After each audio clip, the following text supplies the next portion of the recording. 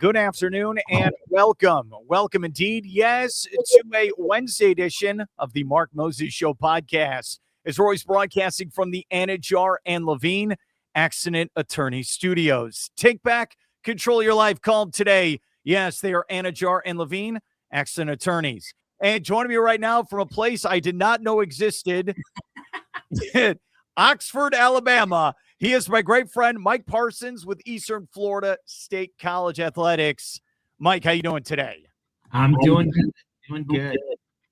Are you good? I know is your mic going in and out, or are you all right, man?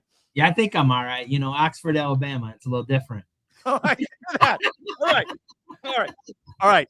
Before we get to Titans updates, especially with softball, and I know we got women's soccer, all this stuff going on, 100%. I'm really having you on today because it is my birthday week. It You know is. what that means? That means it's time to induct people into the Mark Moses Show Hall of Fame. And since I have known you, you might be one of the first people I met here in Howard County. I would like to induct the great Mike Parsons for all of his contributions into journalism, broadcasting, and athletic communications now. Congratulations. You are going to be the first inductee into the 2026 class of the Mark Moses Show Hall of Fame. Man, wow. I don't even know what I can even say to that. That is, that's up here on my list now. Mm-mm. That is, we go way back. I remember, I used to go in the studio and we'd goof off and do shows. Yeah. And we're still goofing off. I really had no idea what I was doing when I went in your studio. I do that every day. Don't worry. I think my first thoughts is I met you and I met John Torres. Yeah. Right. I didn't really know, Tim Walters was the editor behind the scenes. I didn't meet him for a while. And Nope. Tim's a great guy. And I remember especially that first year, 2013, you and John were all over Florida Tech football. And do you remember what your show, you did all this insight? What was it exactly? We did. We did a weekly coaches show with Coach. Yeah. And then John and I would do different things. We used to do a pro con kind of thing, me and John. And those were behind the scenes. Those were hilarious because neither one of us had a view. We just say, okay, which side do you want? And we'll go with the other side.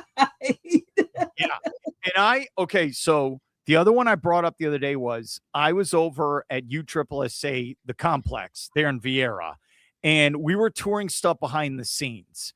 And we were on that bottom floor, and we're in that back room. And I stopped in front of everyone. I go, let me tell you something. Me and my good friend, Mike Parsons, we were there with Jose Fernandez, the phenom for the Miami Marlins, who's doing a rehab start. It was you, me, and might have been John as well. And he was the nicest guy. Dude, I remember sitting in the press box with you. Dude, was this 10 years ago that happened? Probably more, yes. Yeah. Dude, I remember sitting in that press box with you, and it looked like a superhero was throwing to little leaguers. That's what it looked like. And then he died, I don't know, a year later. I'll never forget that, dude. No, I know. Yeah. Him, I think Max Scherzer was there one time. Yeah. We were there for that. I mean, there were some guys that would go through that stadium and you're just like, what am I looking at right now? Holy cow. Yeah, you are. So I know you're originally from New York. Yep. And what's great about Mike is he's one of the hardest working guys I know in any industry.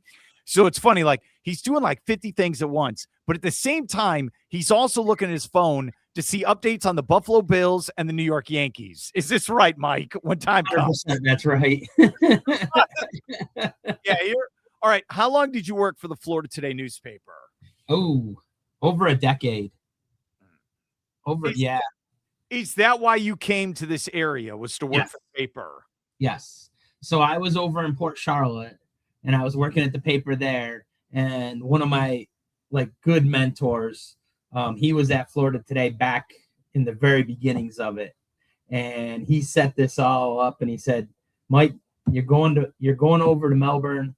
He says, basically, don't F it up. He's already got you the job.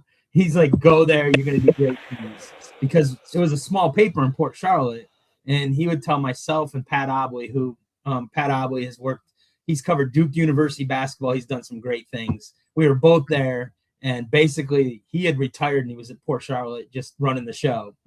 And he said, you guys can't die here. Like, you're way too good to be here. You have got to go. And he found both of us jobs other places and said, go, you know. Yeah.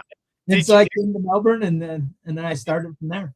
Did you ever been to Melbourne before? No. No. Look, No. I'll put my hand like I'm on the stand here. I knew Daytona, I knew Orlando, I knew NASA, like I heard Cocoa Beach. I never heard of Melbourne or Palm Bay before. I had no 100%. idea. And when I was at Port Charlotte, I would cover the Daytona 500, but I had never heard of Melbourne. No.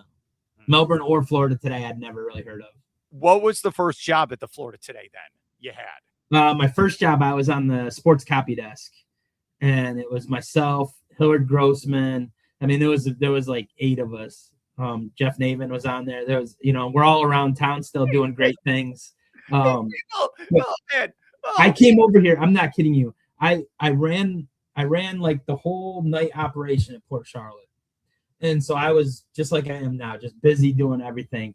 And then all of a sudden I come to this sports desk, and there's like 7 of us, and we're all really good.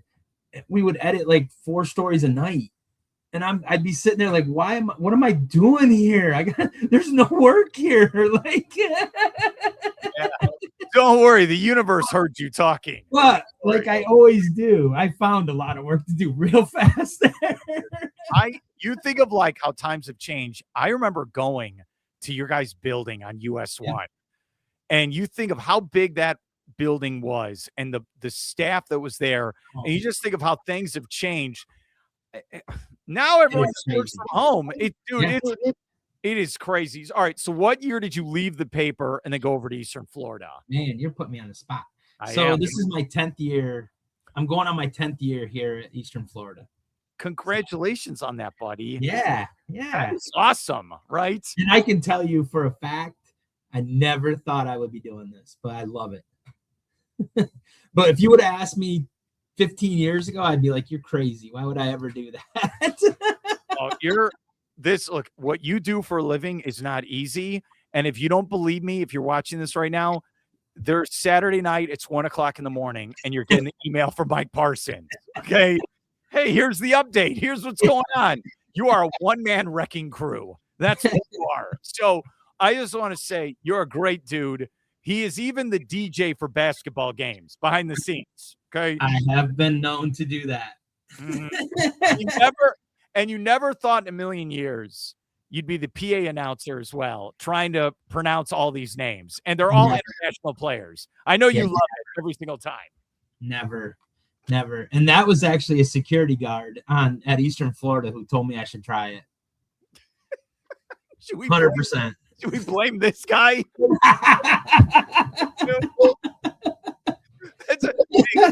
All right. During the pandemic, when you guys had to host that basketball tournament, were you the PA announcer for that as well? I was. Yeah. And you saw that Purdue team, right? That went to the title. That Purdue team.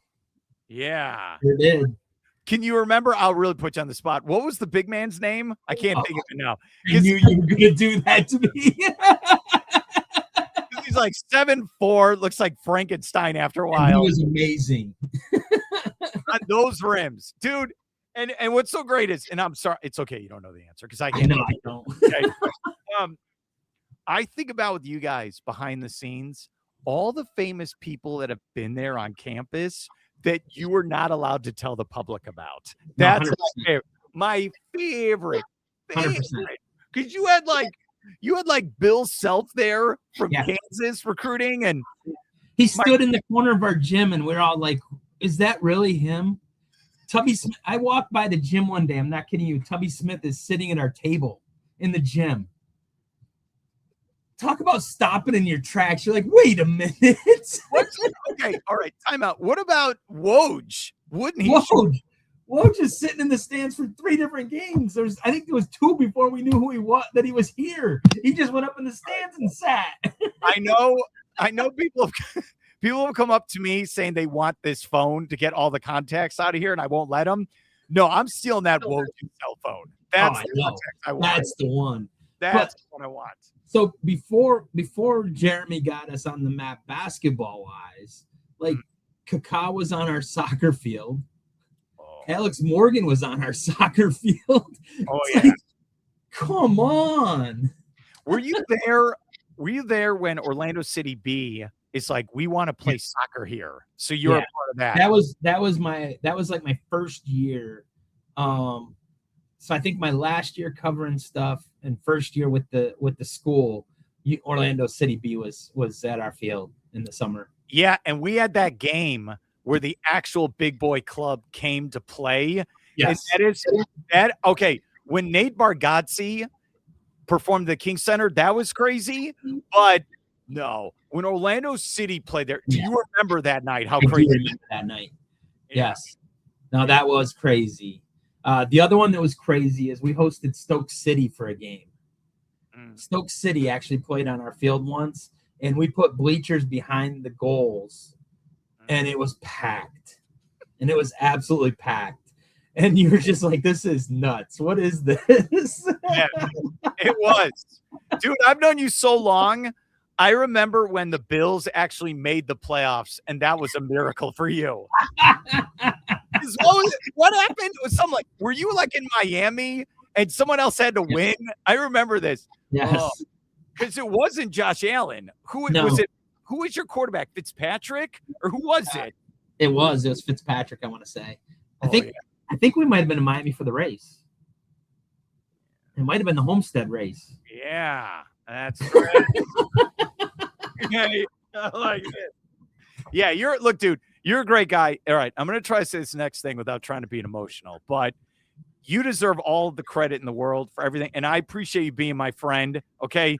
I'm not a big fan of your Yankees, but I still respect you, okay? All right, I still do. I think I put this in my post, and look, our good friend Jeff Radcliffe passed away. Okay, I'm going to try to get through this. Yes, no, 100%. And what I think about those little moments, we'd be at basketball, it'd be halftime, and I look across, and you and Jeff would be going over the stats. Yeah, those are the moments I'm going to miss the most. I just thought Jeff was so awesome. He was, and the only night Jeff got angry at me, and I didn't write this. The only time was we had a crazy game. You were right there. And I'll think about this. When we're in the old folks' home, I'll think about this moment. So there was this crazy game we did. Jeremy was still the coach. I swear, the opposing team threw up this Hail Mary. They tipped the ball at the buzzer, and it went backwards and went in, and we lost by a point. I remember this game. I don't understand. And again, the refs allowed it. You can't allow it. It was after the buzzer. You tipped the ball. 100%. Jeff lost it. And he is the coolest guy I know. And you were everyone there had no idea what's going on. It's the only time I ever Jeremy Schulman pissed off. Yes. Crazy. Is that what they always say? You always remember those losses? 100%. You always remember the losses more than the wins. Oh man, that was, dude. I love you knew exactly the game I'm talking about. I remember that vividly. Yeah. Bizarre. But, I mean, going to Jeff, like I met Jeff Radcliffe when we started doing soccer games at Orlando City. So I met him at Orlando City when he was doing that stuff, and I was covering it with the paper because he was doing all of their games. And then he started doing our soccer games at Eastern Florida a little bit. And I mean, I know when I say there's not a better man in the world. I mean, I know, man. That guy he's amazing. And he's amazing at his job, but he's an amazing person on top of being amazing at his job. Yeah. And it crushed me when he was sick and we couldn't have him anymore with our club all the time. It's crushing just not being able to do that with him anymore. And then to hear him pass is just. Yeah. He, if you talk about strength Oh, by the end there, he was still calling games. He was not doing well. I mean, I can't. I don't want to, like, the joke like, oh, The Rock or the Hulk Hogan. No, 100%. No, Jeff was tough. No, he was seriously doing games in the middle of his chemo. He was doing, things that he took that hike. He went on that hike in the middle. I mean, it was crazy some of the things he did. And just, he was such a fighter. And that's why it was such a shock. And it's one of those you'll never forget where you were. I was pulling into the softball state tournament when I heard, they called me that Monday nighter. And I was pulling into the state tournament at Clearwater, and I sat in my car and just sat there for like 5 minutes. I was just like, no way, because he was, like you said, he's a fighter. I never assumed that he was going to lose that. Like, there was never a thought in my mind he's going to lose this battle. Like, it wasn't in my brain that was going to happen. No, he was always awesome. He's such a great guy. Okay, I just want to say this again. You're in the Hall of Fame class. Congratulations. What I did was like, hey, we'll talk about this, and this. And then I throw the curveball at you. All right. You did, 100%. So we have to do this real quick, or Jeff Carr, the athletic director, yes, he will come after me. All right. Yes, we had big news this week. So Bunny Shaw, one of your former players, what's the latest on her with professional soccer? Yeah, so Bunny Shaw, it was rumored she was going to leave Man City, and it was very cool. I reposted it on our X, on the FSC Titans X, but early this week. But she announced that she is staying at Man City, which is great news for everybody, really, because I can't imagine Bunny Shaw in any uniform other than Man City. For those that don't know, she played at Eastern Florida and was one of the best players I've ever seen in my life. And I've seen some great ones, but I've been blessed to do that, but she was amazing. And so she's staying in Man City, and then we get some extra great news. So Katie Lockwood, who was our National Player of the Year a few years right after Bunny, she's now with Charlton Athletic, and they win in PKs against Leicester, and now they're in the WSL as well. So now we have two Eastern Florida alumni that are not only playing in England's top class, but they will be facing each other now twice a year, which is unbelievable. That is unbelievable, dude. That is awesome. Congratulations to them both. All right. It's so cool. Okay. What time? You're there in Oxford. Eastern Florida won their first opening game. We won our first ever game in the national tournament, 2-1. Great win. Freshman Avery Helms had a huge hit, and sophomore Avery Velasquez is just amazing on the mound, and she threw a 2-hitter, and so we're moving on. We played today. Unfortunately, or fortunately, however you want to say it, we're facing the number 1 seed today, who is Florida Southwestern, who's in our conference. So we know them very well. We played them a lot. This will be the 6th time this year we've seen them. So we play them today at 2:30 p.m. in the quarterfinals of the national tournament. Double elimination. So if we do happen to fall today, we go to the double elimination side. We can go all the way back up and face them or whoever again for the title if we get that far. Okay, we'll be following this afternoon. Mike Parsons. For our first time, this is amazing. This is absolutely amazing for our first time. Amazing. Yeah, and I told Jeff Carr, all right, you guys win the Natty, you got to grow your hair like your softball coach. Like Andy. You can do it. Come on. You got the hair. Come on. Hey, congratulations. I know you're busy. Good luck with your coverage this afternoon. I hope I can get you on again. All right, buddy? Definitely. Thank you. And thank you for the nom. Yes, I'm a Hall of Famer now. I can say it. That's right.